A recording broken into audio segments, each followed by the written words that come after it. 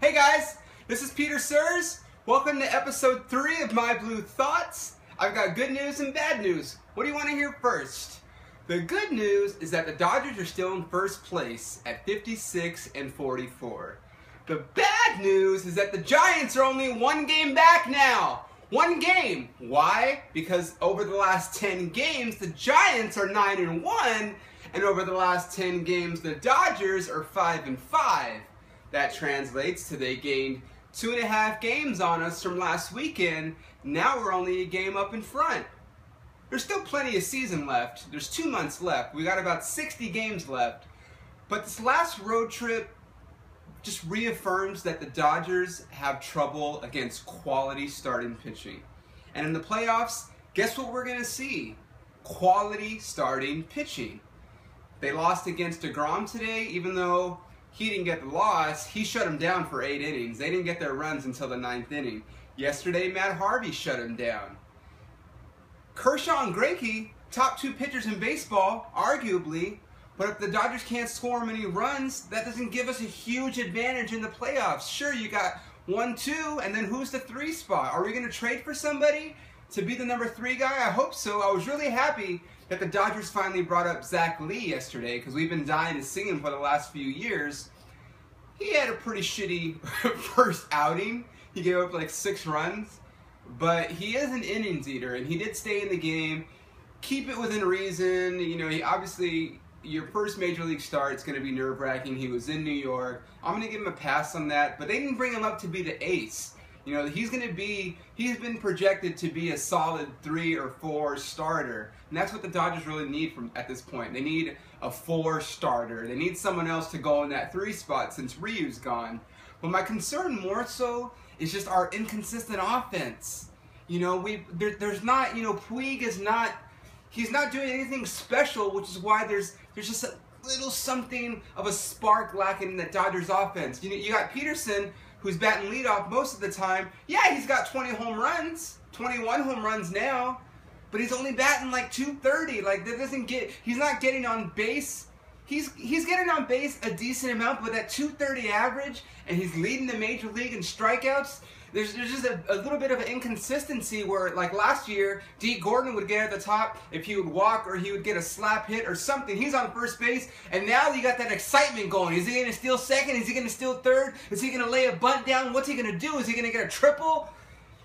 Jock Peterson, yeah, he can hit a home run, but it's just the Dodgers are missing that spark, and without Puig doing things that are great, you know, Puig's batting like .255. He's got 6 home runs. Yeah, he was hurt, but he seems to be overmatched when he goes up to the plate against quality pitching. Like, he's striking out, he's pulling off of the ball. So the Dodgers need just some kind of spark going, because their offense is, their offense in the National League is average. They're, I think, number 7 or number 8 when it comes to total team hitting. And I know there's other stats that these, you know, super geniuses in the front office are looking at, you know, sabermetrics and getting on base on a Tuesday that ends in an even number. Like, I don't know what those stats are, but I know that to the naked eye, it seems that whenever the Dodgers face quality starting pitching, that they're having trouble. They took 2 out of 3 against the Nationals last week, which was great, but then they turn around and they lose 2 out of 3 against the Braves, who are on a fire sale, just trying to get rid of guys.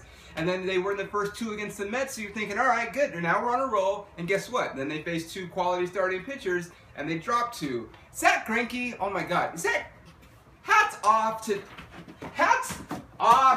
to Zach Greinke, man. This dude threw 45 2/3 scoreless innings in 2015, and where athletes are just at their all-time pinnacle as far as like conditioning and whatnot. For him to throw that many scoreless innings, like, I was really hoping he would get that record, man. Like, it would have been so great to see something like that I didn't think would ever be broken. He came pretty close. That was the 6th longest scoreless inning streak in the history of Major League Baseball. The top 2, both held by Dodgers. So we got number 1, number 2, former Dodgers, and then we go back down to Zach Greinke. He's a former Dodger. He's a current Dodger. I hope he's not a former Dodger. We don't want to get into that. Kershaw now. Kershaw's got a streak of 29 scoreless innings.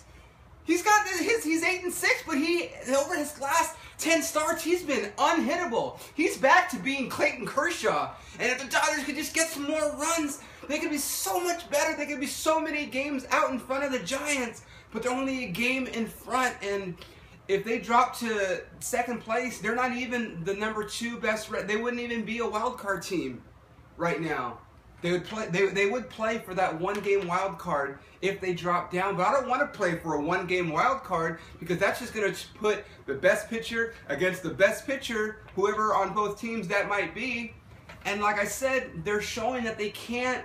They're having inconsistency beating those great pitchers. So I don't want a 1-game play a whole season to just get 1 game. I want to get a guaranteed series that first round in the playoffs. And that's why I think the Dodgers, they got to bring up Hector Olivera, because I think he's got that Cuban flair, that swag, this little extra spark that the Dodgers need. Because with Peterson at the top of the order, if he's going to strike out, that doesn't do us any good. You know, we need some more. We need a spark. Peterson last year stole 30 bases in the minor leagues.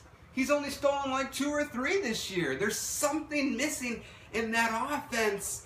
You know, everyone's doing a solid job. Yeah, Kendrick's doing a solid job. Grandal is doing a solid job. Gonzalez, year in, year out. Turner, everyone's doing. Ethier has been a godsend this year. No one would have anticipated Ethier hitting 10 home runs, batting .280, you know, more than halfway through the season. But there's just still something missing.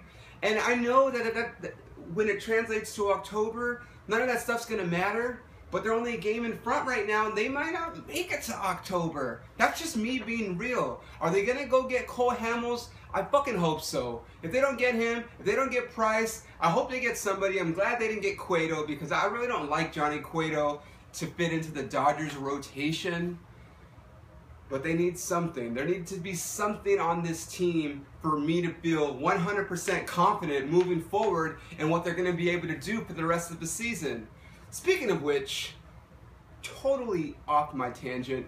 Remember in the preseason when everybody was saying, oh my God, the Padres are going to be the team to beat. Look at who they're getting. Look at all Justin Upton, Matt Kemp, James Shields. Oh my God. Like, the Padres fucking suck. I'm so glad that they suck, because I knew it. Because they went out and got a bunch of guys that strike out all the time. And James Shields, sure, he's big game James, but I don't remember him doing much in the postseason last year. Big deal. The Padres, they're like 8.5 games out. I'm going to say it now. The Padres are fucking done, man. They're probably going to dump off those salaries they picked up and be done. Meanwhile, the Dodgers are going to pick up some. Hey, if you guys want to throw us your closer, Craig Kimbrell, toss him our way. He'll set up Jansen, or maybe they'll flip-flop. I don't know. But the Padres are gonna dump some players off, and then all those people before the season started that said the Padres are going to be the team to beat can eat a dick. But right now, my concern, I just wanted to say that, Dodgers, I want them to play more consistent. We've got 2 games against the A's coming up this week. The A's have good pitching. I hope we don't face Sonny Gray this week, because he is pretty damn good. I'm glad they got rid of Kazmir, so we don't have to worry about facing him. And then they got 3 games against the Angels, and the Angels are playing very, very good baseball right now. It's always a good matchup. The last few years, the Angels have had the better record head-to-head against the Dodgers, so I'm hoping that we could make some noise this week before the trade deadline on Friday. They're going to play 3 games against the Angels next weekend here in LA. I'm going to be at a couple of them. Dodgers, show us something. I'll see you guys next week. My Blue Thoughts. Bye.